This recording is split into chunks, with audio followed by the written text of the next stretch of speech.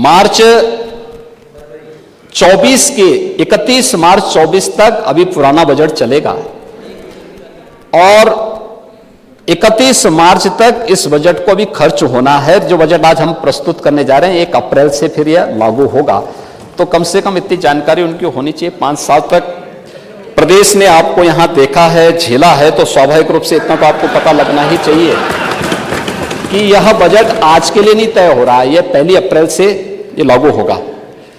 दूसरा, आजादी के अमृत काल में और अमृत महोत्सव के अवसर पर भारत देश की 5th इकोनॉमी बना है। हर भारतवासी को गौरव की अनुभूति होनी चाहिए, लेकिन इस पे भी उनको आपत्ति है। यानी भारत, हमारा देश दुनिया की एक आर्थिक शक्ति बन रही है और उस ब्रिटेन को हम लोगों ने पछाड़ा है, जिस ब्रिटेन ने लगभग 200 वर्षों तक भारत पे शासन किया था, उसको पछाड़ करके भारत 5वीं बड़ी अर्थव्यवस्था बना। प्रधानमंत्री मोदी जी के विजनरी लीडरशिप में इसके प्रति आभार और अभिनंदन के शब्द कहने की बजाय इसको ही हम कटघरे में खड़ा करें, तो ये बड़ी आश्चर्यजनक स्थिति है। और वे आज भी, एक तो आंकड़े वे दिसंबर 2023 के प्रस्तुत कर रहे हैं, जब हम लोग अप्रैल 2024 की चर्चा कर रहे हैं तो वह आंकड़े वहां के प्रस्तुत कर रहे हैं। 5th इकोनॉमी बनने में भी उनको संदेह है। उत्तर प्रदेश हर फील्ड में नंबर 1 का बने, इसमें भी उनको आपत्ति है। ले चले, आप अध्यक्ष जी के तो ऑफर को पहले ही डिनाई कर चुके हैं।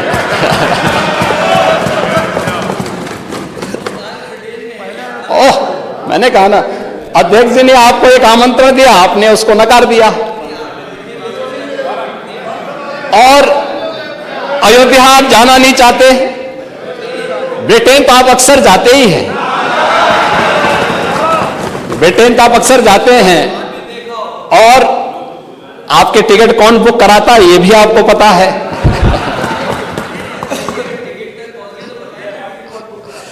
ट्रैवल एजेंट ही कराता होगा, ट्रैवल एजेंट ही कराता होगा। अरे कोई ना कोई ट्रैवल एजेंट कराता होगा। तो महोदय, 5th इकोनॉमी में भी इनको संदेह है।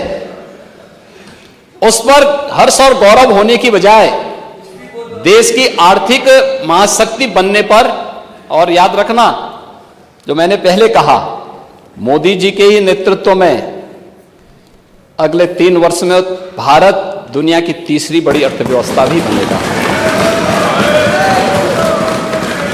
3रे कार्यकाल में 3री बड़ी अर्थव्यवस्था बनेगा। मुझे लगता है किसी को भी संदेह नहीं होना चाहिए, हर भारतवासी को गौरव की अनुभूति होनी चाहिए।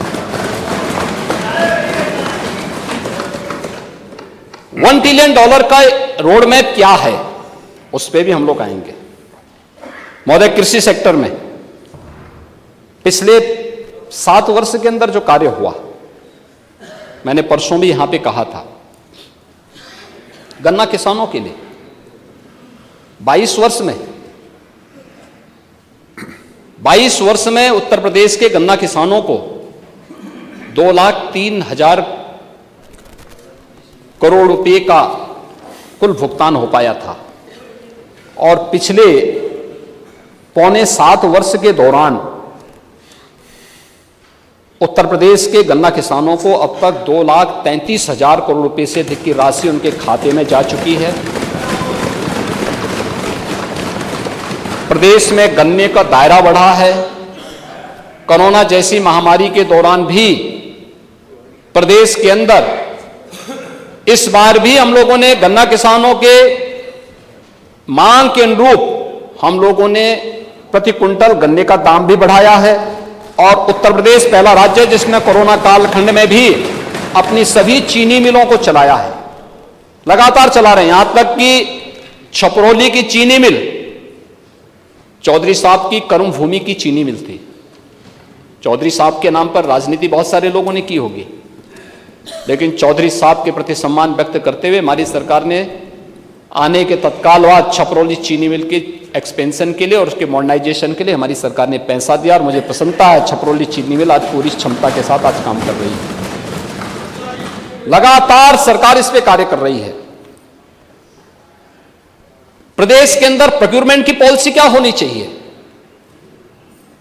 इस पर भी डबल इंजन की सरकार ने ही काम किया और प्रोक्योरमेंट की नीति के तहत बिचौलियों से मुक्त, मध्यस्थ से मुक्त, किसानों से सीधे क्रय सरकार करेगी।